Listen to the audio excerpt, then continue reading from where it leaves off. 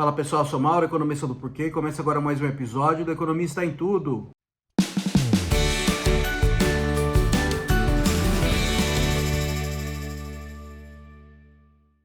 Para você que está chegando por aqui, eu convido a se inscrever no nosso canal e ligar o sino para receber as notificações.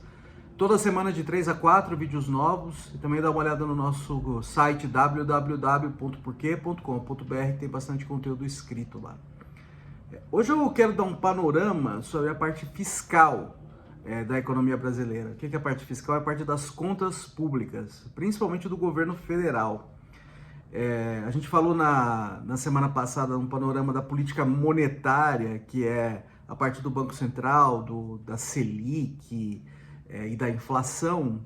E hoje eu vou falar mais sobre a parte fiscal e, obviamente, essas coisas estão ligadas, porque você só consegue deixar a inflação sob controle, e o sistema de metas de inflação, que é o jeito que o Banco Central tenta manter a estabilidade de preços, você só consegue manter essas coisas sob controle se você tem um fiscal minimamente arrumado.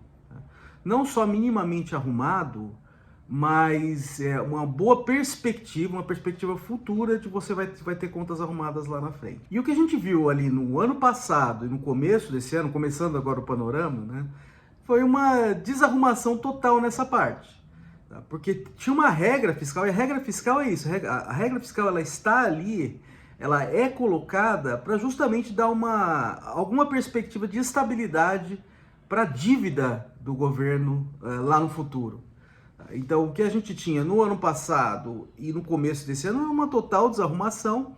Isso aí deu uma acalmada depois que o atual governo colocou a sua proposta de meta de regra fiscal, que é o arcabouço fiscal. Vou explicar exatamente mais do que eu estou dizendo. E as coisas recentemente voltaram a deteriorar. Como é que foi essa trajetória toda tortuosa? A regra que amarrava a dívida brasileira no longo prazo, pelo menos a perspectiva que ela não sairia do controle, era o teto dos gastos. Então, o teto dos gastos limitava os gastos, a despesa do governo federal, ela não poderia crescer mais do que a inflação. Então, em termos reais, tirando o efeito da inflação, os gastos tenderiam a permanecer constantes. Isso aí deu um norte para o longo prazo para as contas públicas brasileiras e para o comportamento da dívida do governo. E essa estabilidade é importante porque quem está emprestando dinheiro para o governo precisa ter alguma garantia que vai receber. Ou que não vai ocorrer um calote, ou se ocorrer uma probabilidade muito baixa, ou que não vai ser atingido por uma inflação muito alta. Porque o governo pode fazer isso, imprimindo dinheiro lá na frente no desespero, jogar uma inflação alta e corrói o rendimento dessas pessoas que emprestaram dinheiro para o governo. Então, essas possibilidades fazem com que quem vai emprestar dinheiro para o governo cobra um prêmio. E esse prêmio significa uma taxa de juros mais alta. Tirar esse fantasma do ar, esse fantasma de calote ou de inflação alta, facilita que você consiga tomar emprestado a um juro mais baixo. E isso também facilita a tarefa do Banco Central em controlar a inflação. Porque se tem uma perspectiva no futuro de inflação alta, as expectativas de inflação já sobem hoje. Então fica muito complicada a tarefa do Banco Central em controlar a inflação. Ao longo de 2022, no último ano do governo Bolsonaro, isso foi totalmente desvirtuado, o teto dos gastos, ele perdeu totalmente a sua função de sinalizar para o longo prazo. O governo Lula já na campanha, o presidente Lula já na campanha, dizendo que ia tirar o teto dos gastos, mas não dizia o que ia colocar no lugar. Quando o governo Lula começou, a história continuou. Então não vinha nada no radar dizendo que tipo de regra fiscal você teria, e tinha gente dizendo que não tinha nem que ter. Isso aí causou um rebuliço, as taxas de juros subiram, o dólar disparou também, então foi um momento muito complicado. Isso aí a gente esperou até ali mais ou menos abril e começou a ter sinalizações mais claras de uma nova regra fiscal, que é o arcabouço fiscal que foi colocado ali pelo governo. E o arcabouço fiscal, a ideia do arcabouço fiscal é gerar o que a gente chama de superávites primários, em um período meio curto de tempo. O que é o superávit primário? É o governo arrecadar mais do que gasta, sem contar os juros da dívida.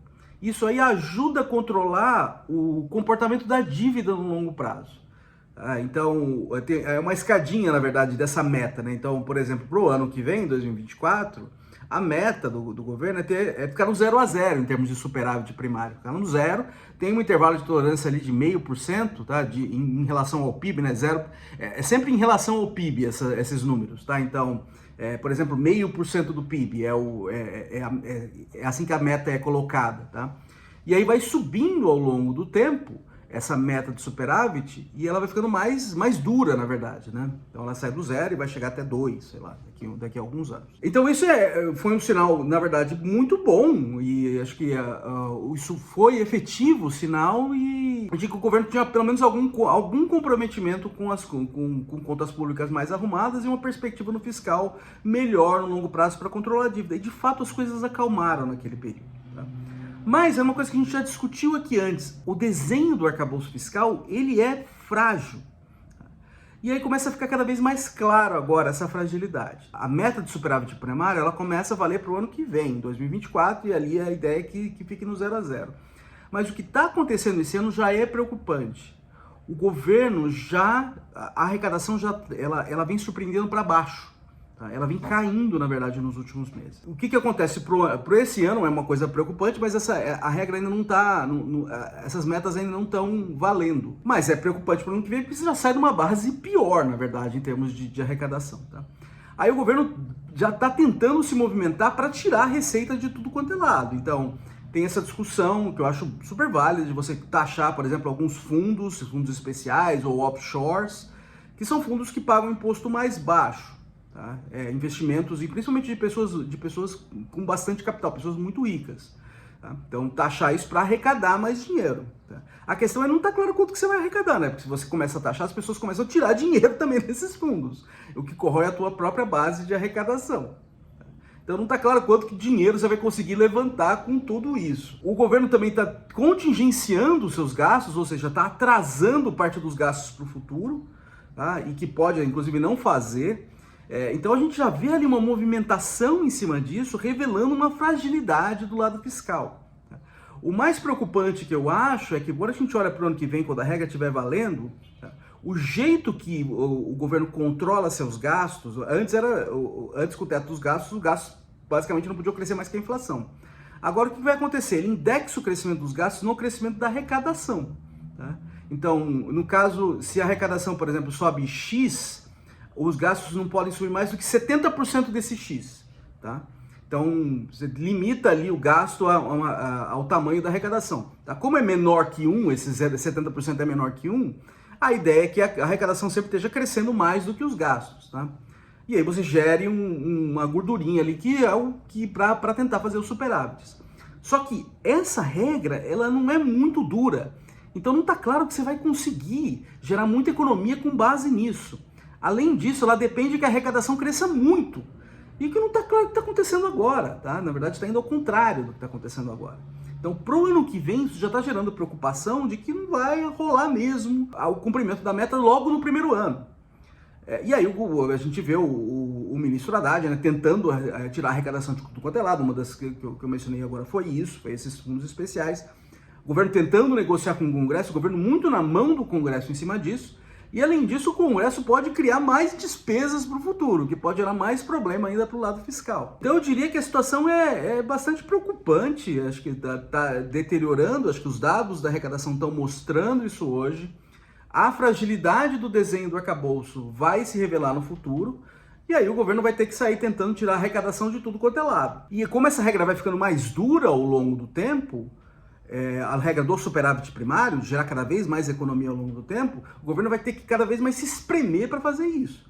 Tá? Então eu diria que assim, está ficando cada vez mais claro que não vai rolar mesmo o cumprimento dessa meta fiscal.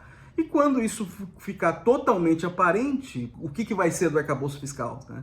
Será que isso aí vai gerar, por exemplo, os juros vão subir de novo?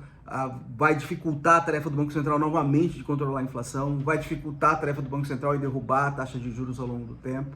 Tá? É isso aí, eu diria que é uma coisa de a gente ficar bem alerta e ver o que acontece aí nos próximos meses, principalmente do lado da arrecadação e como que o governo vai se mexer para tentar arrumar essa situação. Tá? Mas a gente vai acompanhando. É isso aí, pessoal. Muito obrigado por ter assistido o vídeo. A gente volta a conversar mais na semana que vem. Deem uma olhada no nosso canal. O endereço é www.porquê.com.br, que tem bastante conteúdo lá. A gente também está nas redes sociais, está aqui no YouTube, no Facebook, no Instagram e no Twitter. E é isso aí. Até semana que vem. Um abraço.